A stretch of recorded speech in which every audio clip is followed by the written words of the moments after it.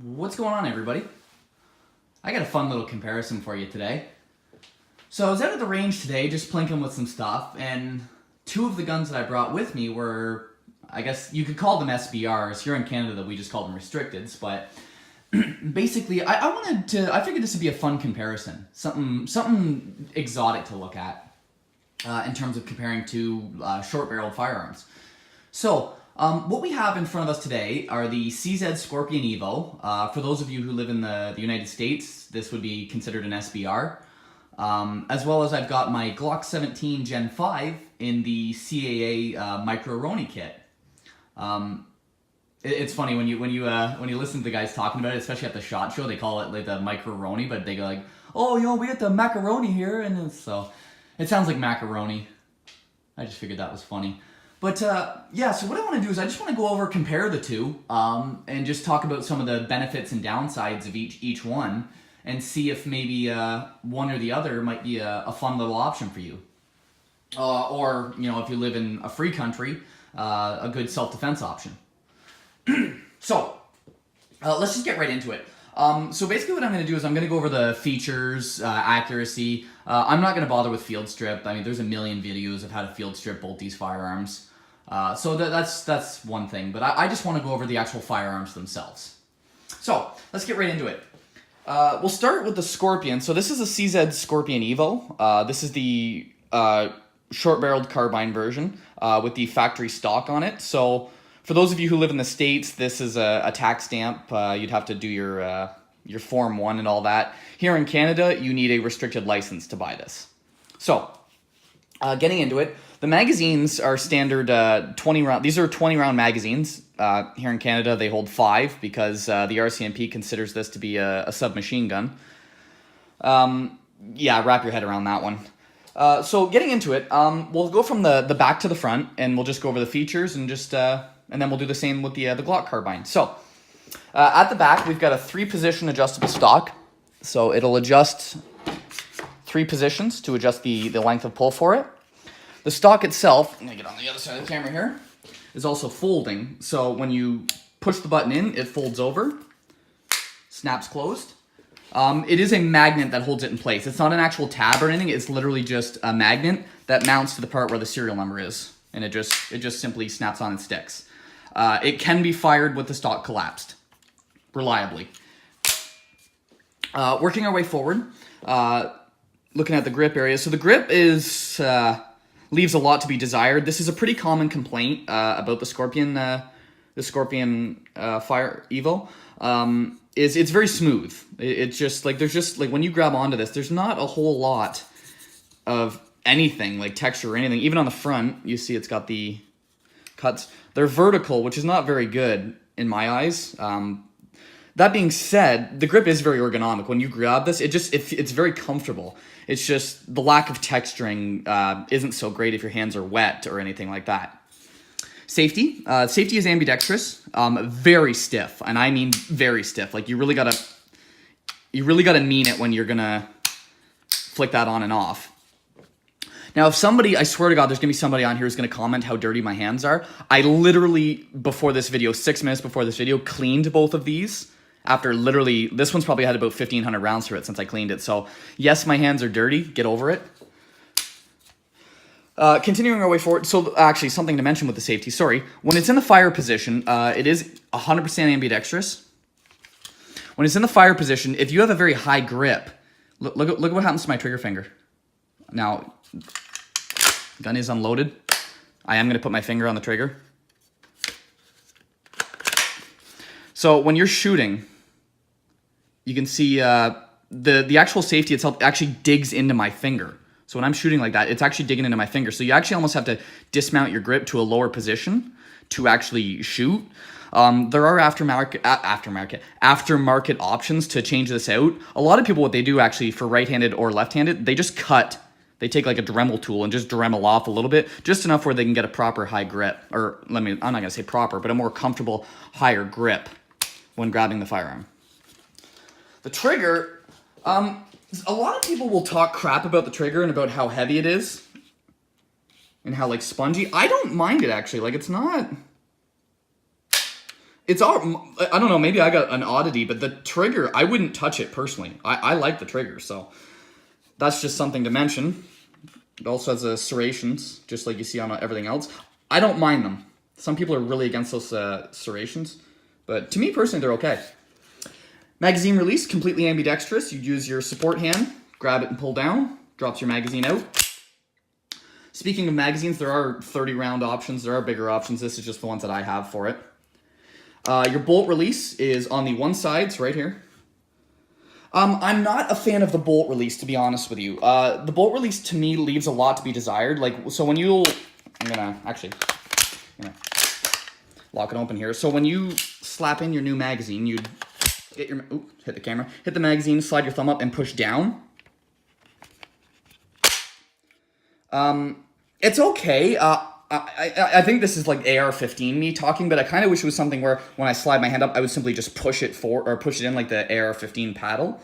But I mean, it does what it needs to do. It's definitely by no means is it bad. Like it's big, it's very easy to hit. Only issue is it is on the one side only. So if you're a left-handed shooter, shooting left-handed, you could simply, it's actually not that big of a deal. You could simply move your trigger finger up and just hit it down. It's not difficult to send the bolt home when you actually have a loaded magazine. Continuing our way forward, or I guess up, we've got the CZ sights which are on it. They're pretty rudimentary. They're not bad. They're not anything to write home about. They'll do what you needed to do. Shooting this is definitely a gun that was designed to have an optic on it. That much is for certain. Speaking of optic, I've got a Vortex Spitfire mounted on it. This is the basic prism sight, not the magnified one. I'll see if I can actually...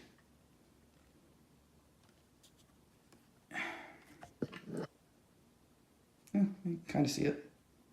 The battery's dead, so it doesn't light up, but you see the optic there. It's a great little optic. This is a pretty decent gun for it. Working our way forward, you have your sling mount. Pretty standard. It's meant for either a clip or a little loop kind of thing. It's not a QD mount. Continuing our way forward, you've got your Picatinny rails up on the sides, on the top, full length of the top of the firearm. Pretty, just 1913 style, nothing fancy. Up front here, I've got a Magpul RVG, just standard vertical grip, something to help keep the firearm supported. If you're in the States, because this is an SBR, I think this is a whole nother piece of paperwork you got to do to have one of these on here. Most people run, well, I've seen a lot of people actually just run it without a grip, and they just run the hand stop, just gripping the gun like that and using it as using the hand stop, which is fine as well. Charging handle. So the charging handle is a lot like the H&K style.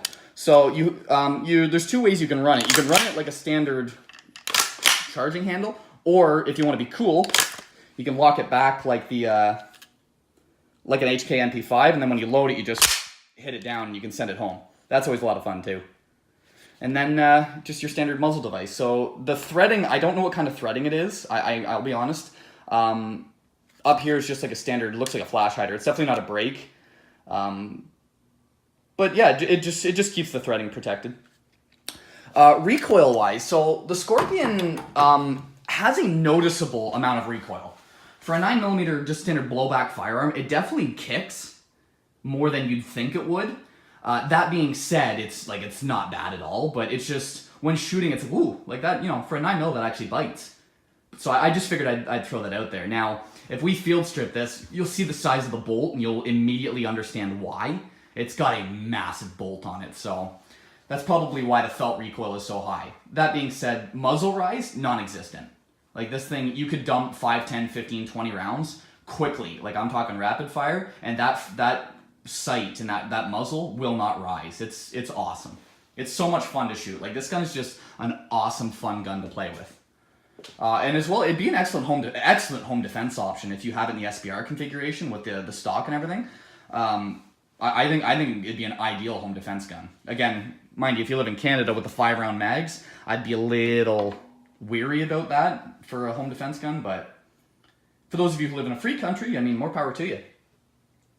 Now, this one, I actually just got this a week ago. So to give you guys a really quick background here, this is probably one of the most expensive videos I've ever made. because of the fact the Glock carbine kit, I got that on Thursday. And the day I'm going to be uploading this is going to be, yeah, so Thursday, Friday, Saturday. So today's Tuesday of the following week. The gun's got 1,000 rounds through it. So over the course of Friday, Saturday, Sunday, I put 1,000 rounds through that kit. Just to get an honest feel for it. So that's about $250 worth of ammo in a single weekend shooting that thing. So I hope people will get a real feel for at least my opinion of this. It was very expensive to do, but it's something I really wanted to do, and I had a lot of fun with it. So it was worth it in my eyes, but I also wanted to be able to give an honest, decent opinion of how this thing shoots. So I'm gonna pick her up. Let's do the same thing as we did before. Work from back to the front. So at the back, you've got the stock. This is not the brace. If you live in the States and you don't want the SBR version, you can get it with a brace. This is the non-adjustable stock. So it's a fixed stock. The only adjustment you can do is to collapse it into its collapsed configuration. So that is kind of where that's at. Its mounting is a little bit different. It actually mounts with a hook. So when you do it, in order to release it from the hook, you can just give it a good yank and it'll break loose. I don't like that because I've actually started to notice wear on it. So all you got to do is just like take your thumb or whatever and just lift up ever so slightly and it just comes right off. So just do that when you're taking the stock out. Again, it does fire with the stock closed. So if I close it, while it looks like the ejection port is actually being covered, it's not. This gun does, I put almost probably about 150 rounds through it with the stock collapsed, and I had no stovepiping issues or anything like that. So that's something to mention. Working our way forward, the charging handle. Charging handle is ambidextrous. It's on both sides of the pistol. So how it works is when you insert this pistol into this kit, there's this little piece. I'm going to see if I can get, yeah. So this little piece mounts on top of your rails, or the cocking serrations on the pistol. It slides down. So you actually have to line it up. It slides down inside them, and then you can just cock it like that.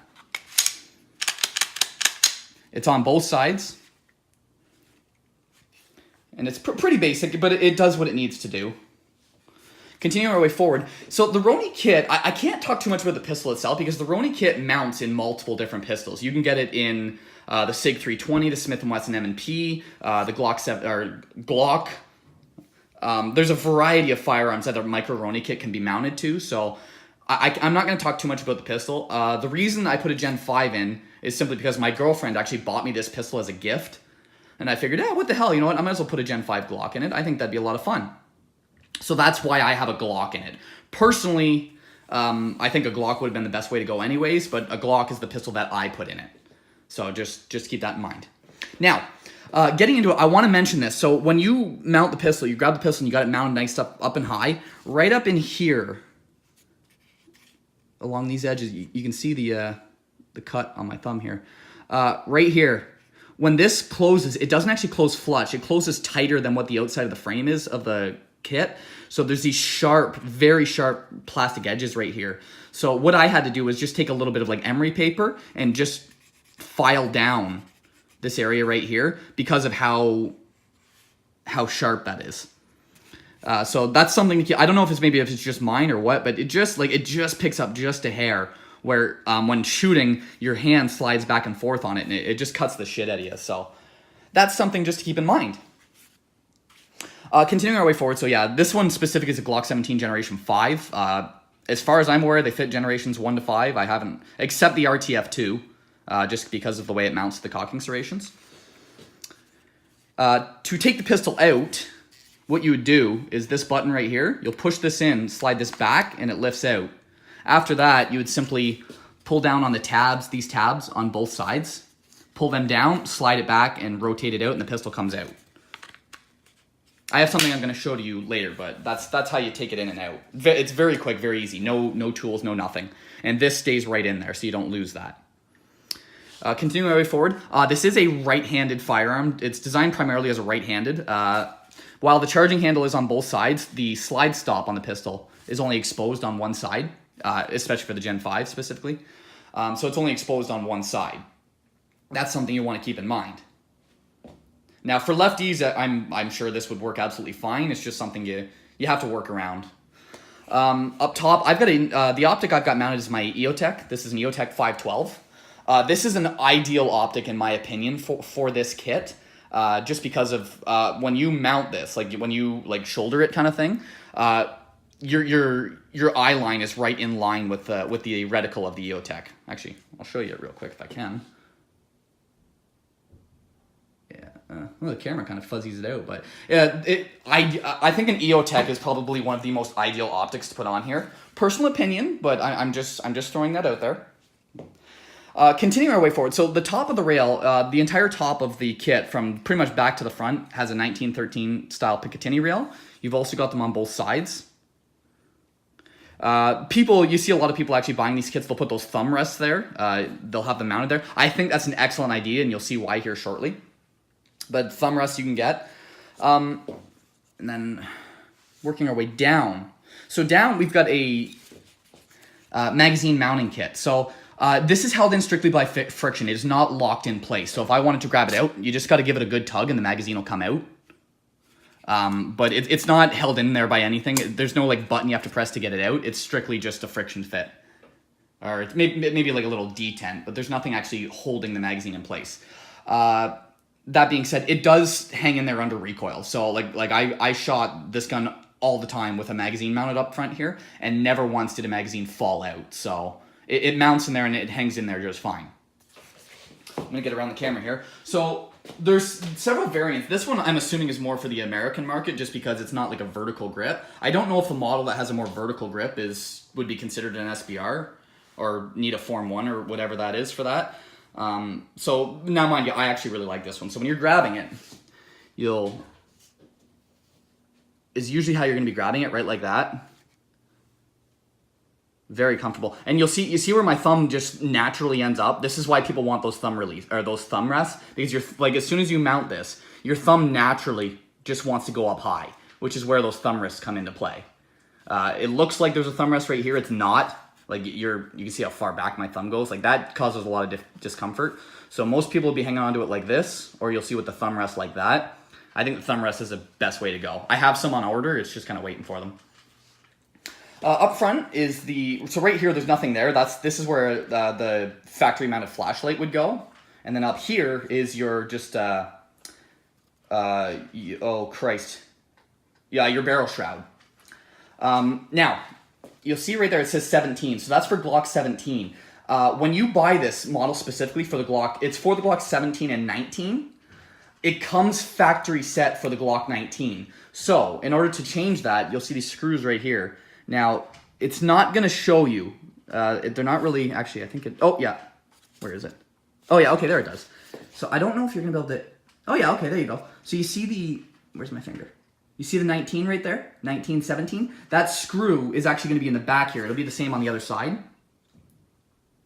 So it'll be back here. You have to take both those screws out, pull this shroud out till it's locked all the way forward, then put the screws in and it'll mount. This shroud will actually prevent a Glock 17 slide from going all the way in. It won't lock into place. So you do have to adjust that.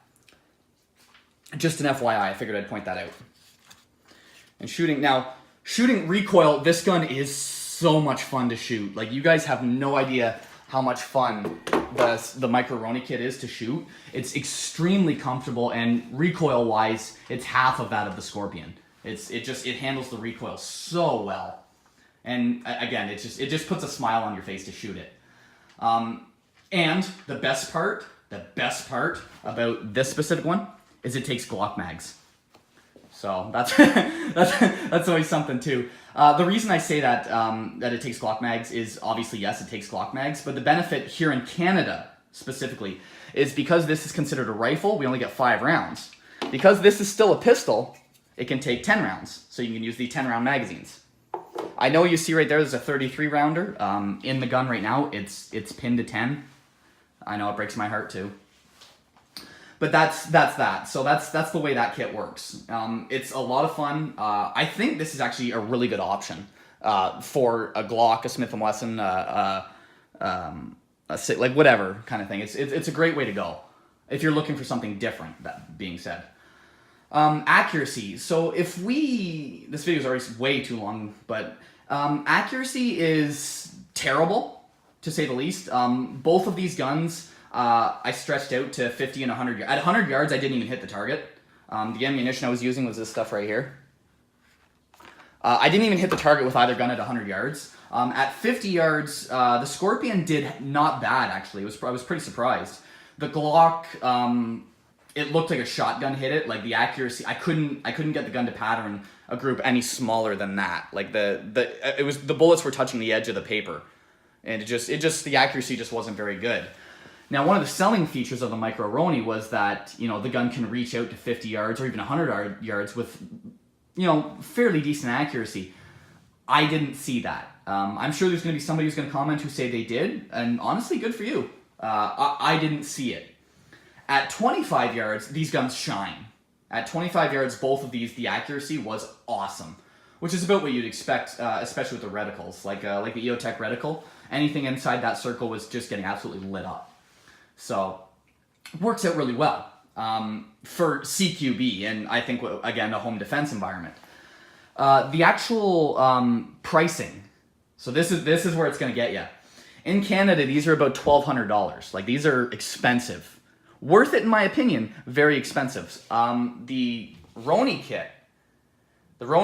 If you already own the pistol, which I already did, you're spending $250 on, or I think it's like $269, $259, depending on where you buy it.